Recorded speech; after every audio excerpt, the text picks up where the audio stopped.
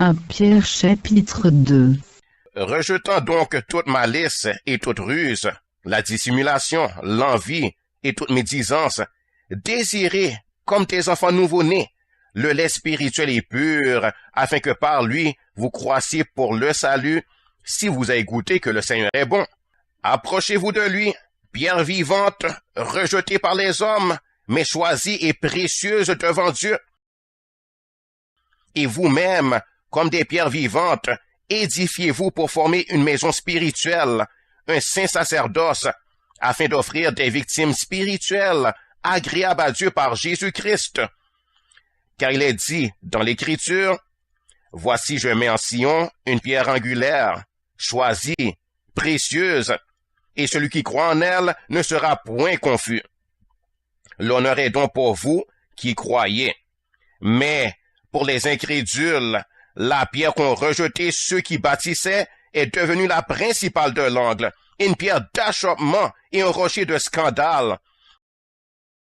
Ils s'y heurtent pour n'avoir pas cru à la parole, et c'est à cela qu'ils sont destinés. Vous, au contraire, vous êtes une race élue, un sacerdoce royal, une nation sainte, un peuple acquis, afin que vous annonciez les vertus de celui qui vous a appelé des ténèbres à son admirable lumière. Vous qui, autrefois, n'étiez pas un peuple et qui maintenant êtes le peuple de Dieu. Vous qui n'aviez pas obtenu miséricorde et qui maintenant avez obtenu miséricorde.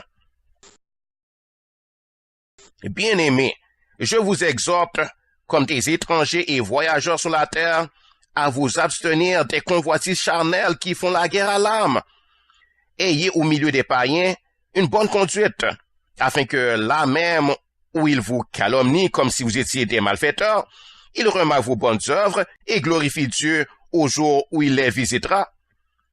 Soyez soumis à cause du Seigneur à toute autorité établie parmi les hommes, soit au roi comme souverain, soit au gouverneur comme envoyé par lui pour punir les malfaiteurs et pour approuver les gens de bien, car c'est la volonté de Dieu qu'en pratiquant le bien, vous réduisez au silence les hommes ignorants et insensés, étant libres, sans faire de la liberté un voile qui couvre la méchanceté, mais agissant comme des serviteurs de Dieu.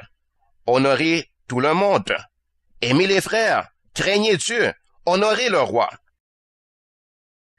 Serviteurs, soyez soumis en toute crainte à vos maîtres, non seulement à ceux qui sont bons et doux, mais aussi à ceux qui sont d'un caractère difficile. Car c'est une grâce que de supporter des afflictions par motif de conscience envers Dieu, quand on souffre injustement. En effet, quelle gloire y a-t-il à supporter de mauvais traitements pour avoir commis des fautes? Mais, si vous supportez la souffrance lorsque vous faites ce qui est bien, c'est une grâce devant Dieu. Et c'est à cela que vous avez été appelés, parce que Christ aussi a souffert pour vous, vous laissant un exemple, afin que vous suiviez ses traces. Lui qui n'a point commis de péché, et dans la bouche duquel il ne s'est point trouvé de fraude. Lui qui injuriait, ne rendait point d'injures, maltraitait, ne faisait point de menaces, mais s'en remettait à celui qui juge justement. Lui qui a porté lui-même nos péchés en son corps sur le bois, afin que, mort au péché, nous vivions pour la justice. Lui par les meurtrissures duquel vous avez été guéris. Car vous étiez comme des brebis errantes, mais maintenant vous êtes retournés vers le pasteur et le gardien de vos âmes.